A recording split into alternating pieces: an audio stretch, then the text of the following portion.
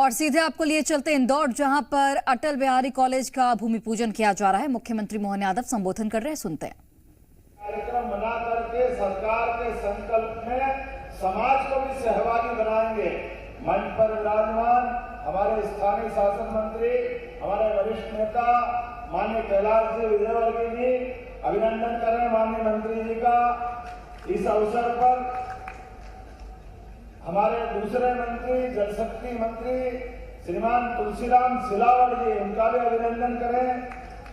मंच पर अभी अभी सांसद हमारे बीच आए हैं, माननीय शंकर ललवानी जी, आपका भी स्वागत है, अभिनंदन है। मंच पर ही विराजमान हमारे महापौर श्रीमती पुष्पचंद्र भार्गव जी, माननीय विधायक श्रीमती मालिनी गौड़ जी, माननीय विधायक महेंद्र बाबा हार्डिया जी, माननीय विधायक रमेश जी मेंदोला जी, माननीय विधायक मधु वर्मा जी, माननीय विधायक मनोज पटेल जी, माननीय विधायक राकेश शुक्ला, नाम ही नहीं समझ आएगा लोगों को, गोलू शुक्ला जी, आपको ध्यान में आएगा।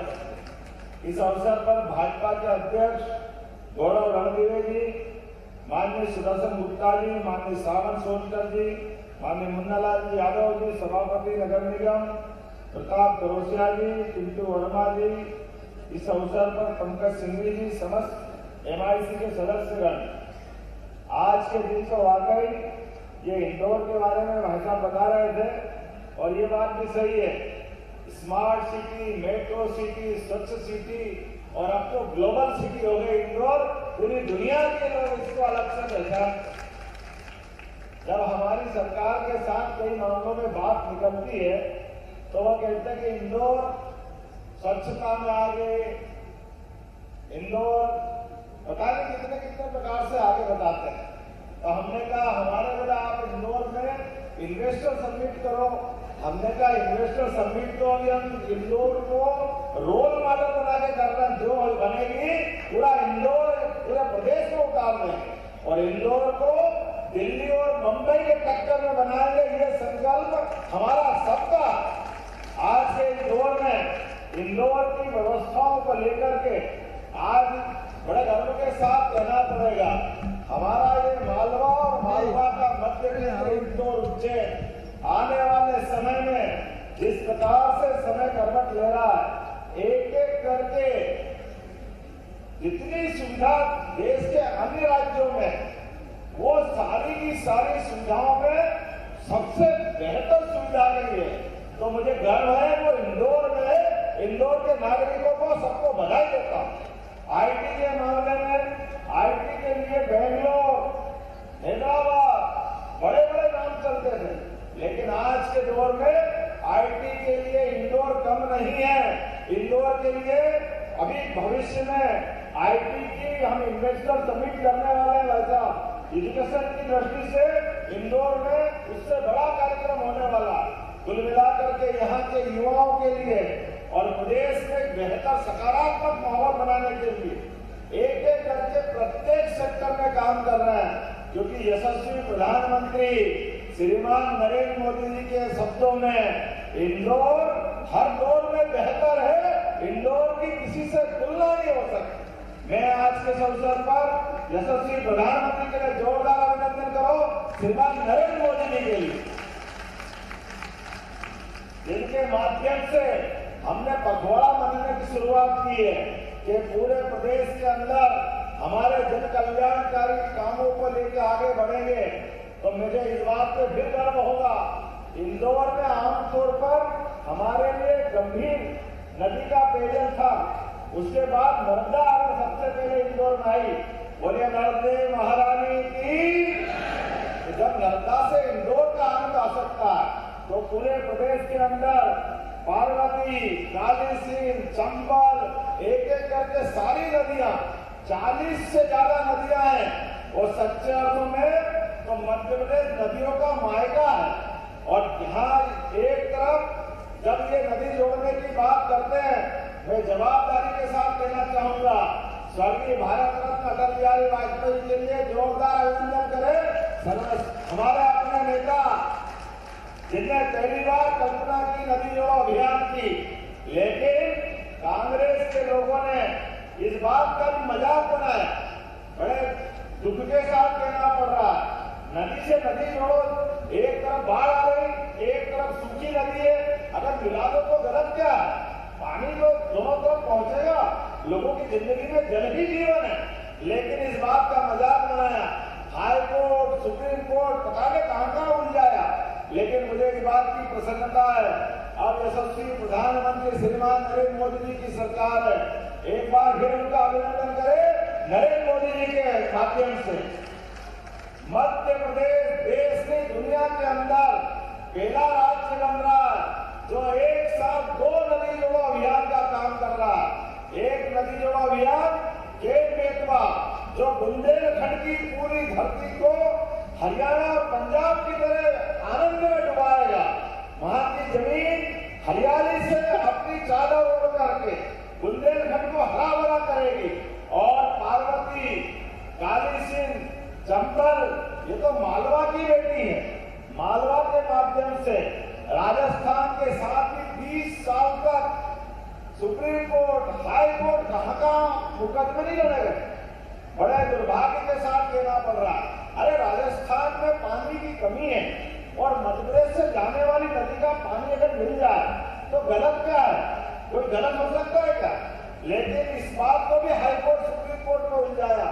मुझे इस बात की प्रसन्नता है, हमारी सरकार बनी और हमने निर्णय किया कि किसी भी हालत में राजस्थान और मध्य प्रदेश में ये समझौता होना चाहिए, जिसके बलबूते पर रतलाम, मंदसौर, इंदौर, उज्जैन, शाजापुर, देवास, राजगढ़, गुना, शिवपुरी, ग्वालियर, भिंड, मुरैना, श्योपुर, अरे इतने सारे जिलों, 11 जिलों को लाभ मिलेगा। जोरदार अभिनंदन करो अपने इस निर्णय के आधार पर। यशस्वी प्रधानमंत्री ने 17 तारीख के दिन जयपुर में पीकेसी योजना का भूमि पूजन करके दिखाया और 21 जिले राजस्थान के भी हमारा एक प्रदेश। और माननीय मोदी जी के शब्दों में कि ये राज्य से राज्य के बीच आपस के ऐसे विषय को जोड़ करके जो देखा गया, ये देश में मिसाल बनेगा। और कांग्रेसियों को इस बात से सबक लेना चाहिए। वर्षों तक इतने जल बंटवारे में लड़ाते रहे, कर्नाटक आंध्र से लड़ता रहा, तमिलनाडु केरल से लड़ता रहा। अरे जल के बंटवारे देश के अंदर नहीं होंगे, अगर मिलजुल के काम नहीं करेंगे तो कहां करेंगे? कोई राज्य पाकिस्तान में है क्या? अपने देश के अंदर हम ये नहीं कर सकते। अरे हम तो वो संस्कृति के लोग हैं जो हमको भूख लगी है, लेकिन कोई भूखा दरवाजा आ जाए तो अपनी थाली उसको देके आनंद महसूस करते। इतनी अच्छी संस्कृति हमारी। इसीलिए हमारी संस्कृति में कहा गया है सर्वे भवन्तु सुखिनः, सर्वे सन्तु निरामया। हम तो सबके कल्याण की कामना करने वाले लोग, लेकिन दुर्भाग्य से केवल अपनी कुर्सी के लिए दल के अंदर की व्यवस्था से दूसरे दल वालों को नीचे दिखाने के लिए ये जो हल्के हथकंडे अपनाए जाते हैं, मित्रों आज भी बंद नहीं हुए हैं। बड़े दुर्भाग्य के साथ कहना पड़ रहा है। अरे हमारे गृह मंत्री अमित शाह जी और यशस्वी प्रधानमंत्री श्रीमान नरेंद्र मोदी जी अम्बेडकर जी के 5 तीर्थ बनाने का काम हमारी सरकार ने किया। अम्बेडकर जी को सदैव सम्मान देने का काम हमारी सरकार ने किया। लेकिन वोट के लालच में आप बताओ, ये आपके पास का महू का स्थान कैंटोनमेंट के जगह में था। माननीय कैलाश राजभवन के विधायक थे। कांग्रेस के शासनकाल में महू में अम्बेडकर जी के लिए कुछ नहीं किया तो हमारी सरकार ने किया। जोरदार अभिनंदन करो, ये भारतीय जनता पार्टी की सरकार के बलबूते। और केवल यहाँ नहीं, नागपुर, बंबई, उससे आगे बढ़कर इंग्लैंड में भी अम्बेडकर जी के लिए जिस स्थान पर अम्बेडकर जी 2 साल तक पढ़ करके अपना अध्ययन करते रहे, उस स्थान को भी खरीद करके नरेंद्र मोदी जी की सरकार में अमित शाह जी, मोदी जी ने मिलकर के उसको तीर्थ बनाया। इंग्लैंड से लड़ाई लड़ी, इंग्लैंड में कई लोगों ने विरोध किया, लेकिन विरोध के बावजूद भी डॉक्टर अम्बेडकर जी का स्थान पूरे देश के लिए क्या बताने की जरूरत नहीं, जो सबके लिए लड़ते रहे। सभी मजलूम, गरीब, आदिवासी, वनवासी समाज के सभी वर्गों ने अपने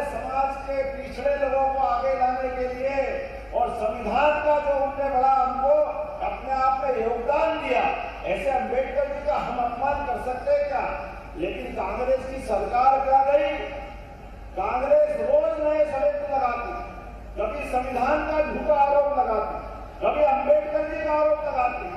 जनता सब जानती है, मोदी जी की सरकार अंगद के पांव वाली सरकार है, किसी के बाप से भी हटने वाली है, न हटने वाली है। राहुल बाबा, तुम भी आ जाओ, तुम्हारी बहन भी आ जाए, तुम्हारी मम्मी भी आ जाए, सबके सब आ जाओ। मोदी जी की सरकार पे कोई आँच आने वाली नहीं है। दुनिया का सबसे बड़ा लोकतंत्र भारत और उसके सबसे बड़े हमारे नायक यशस्वी प्रधानमंत्री नरेंद्र मोदी जी, जो जनता के लिए जीते और जनता के लिए सरकार चलाते हैं। मुझे इस बात की प्रसन्नता है, जनता से बड़ा न्यायाधीश कोई नहीं होता है। आप चुनाव में हार जाओ, या आपके माथे पे लिखे हुए कर्म से बताते हैं। आप जैसी करनी वैसी भरनी। आपके कर्म ऐसे है नहीं कि आपकी सरकार बने। अब आपकी सरकार नहीं बने तो खिसियानी बिल्ली खंबालों से ये नहीं चलने वाला है। देश इसको बर्दाश्त नहीं करेगा। आज के इस अवसर पर इंदौर की धरती पर जब हम बात कर रहे हैं, हमने कहा यशस्वी प्रधानमंत्री के नेतृत्व में, उनने कहा था डबल इंजन की सरकार चलेगी, मध्य प्रदेश में भी भाजपा की सरकार बनना चाहिए और दिल्ली में भी माननीय मोदी जी के नेतृत्व में सरकार बनना चाहिए। मुझे इस बात की प्रसन्नता है, मध्य प्रदेश वालों ने क्या दिल खोल के वोट दिए। जोरदार अभिनंदन करो, मैं आपका वंदन करता हूं, अभिनंदन करता हूं। क्या वोट दिया आपने शंकर भैया। भूतो भविष्य की देवादेव महादेव के नाम पे शंकर भगवान की क्या आनंद आया। ऐसा लगा कि मतपेटी से वोट निकल निकल के फाड़े जा रहा मशीन को, घे ठोक। यहाँ तो ये हाल हो गई कि कांग्रेस के प्रत्याशी खुद ही भाजपा में आ गए। इससे बड़े के सौभाग्य की बात क्या हो। अब कांग्रेस का प्रत्याशी हमारे पास आ जाए, वो कांग्रेस से लड़ना नहीं चाहे, फिर भी ठीक रहा, हमारे माथे फोड़ो। अरे भैया, तुम अपने बाल बच्चों को संभाल नहीं पा रहे हो, तुम अपने कार्यकर्ताओं को संभाल नहीं पा रहे हो, तुम्हारी नीति ऐसी, कोई तुम्हारे विनर से लड़ना नहीं चाहता। अब हमारी क्या गलती? हमने तो कहा कि हम विकास के एजेंडे में चलना चाहते हैं। हाँ, एक बात है, नरेंद्र मोदी जी के नेतृत्व में सरकार देश के अंदर भी काम कर रही है, देश के बाहर भी ध्यान रख रही है। इसलिए देश के दुश्मनों के लिए वो गया जमाना मनमोहन सिंह जी वाला, जब हमारी बॉर्डर पर लोगों के सर काट के पाकिस्तान के लोग ले जाते थे और हमारी सरकार के कि हम क्या करें, पाकिस्तान पे हमारा बस नहीं है, पाकिस्तान का हम कुछ नहीं कर सकते। अब आओ बाबू, अब ये मोदी जी का शासन है, एक बार नहीं दो बार घर में घुस के मार करके बताने वाली सरकार है मोदी जी की सरकार। जैसे को तैसा जवाब देने वाली सरकार, देश के दुश्मनों का मान मर्दन कराने वाली सरकार। आज के इस दौर में जब मैं यहाँ बोलने के लिए खड़ा हूँ, तो आज के इस अवसर पर 1249 करोड़ के इंदौर में 42 कामों के लोकार्पण भूमि पूजन का मौका है। जोरदार अभिनंदन करो अपने इंदौर के इस कार्यक्रम के लिए। 1249 करोड़ और 511 करोड़ की लागत से आपने कान नदी का जीर्णोद्धार करते हुए उन्नत सीवरेज ट्रीटमेंट प्लांट का भी भूमि पूजन हुआ। जोरदार अभिनंदन करो, इससे छिपराली भी शुद्ध होगी। हमारी नदी गंदी होके जाती है, उसका रोकने का प्रबंधन किया और जेल के लिए, केंद्रीय जेल के लिए, अतिरिक्त भवन के लिए 218 करोड़ के नए निर्माण कार्य का भूमि पूजन हुआ। जोरदार अभिनंदन करो अपने इस नए निर्माण कार्य के लिए। और ये मुझे बताया गया कि हमारे पास सीएनजी प्लांट ये 500 एमटीपी का है और अभी ये एशिया में नंबर 1, लेकिन अगर 800 का बना दे तो दुनिया में नंबर 1 हो जाएगा। अरे आपको क्या दिक्कत है? यहाँ तो चारों उंगली और सिर।